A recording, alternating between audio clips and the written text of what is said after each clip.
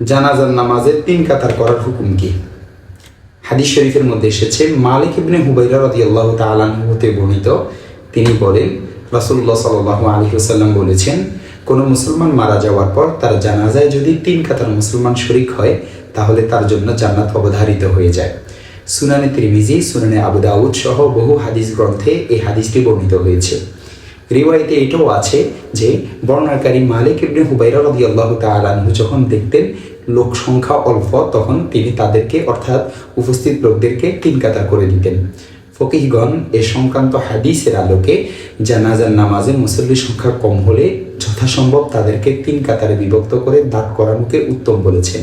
তবে মুসল্লির সংখ্যা অধিক হলে 3-এর অধিক কাতারও করা যাবে এবং এতে সেই ফজিলত পাওয়া যাবে।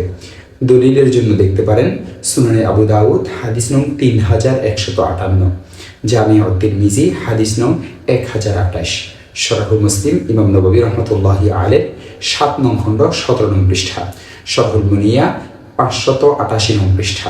আরও দেখতে পারেন হালবাতুল মাজাল্লি 2 নং খণ্ড 613 নং পৃষ্ঠা।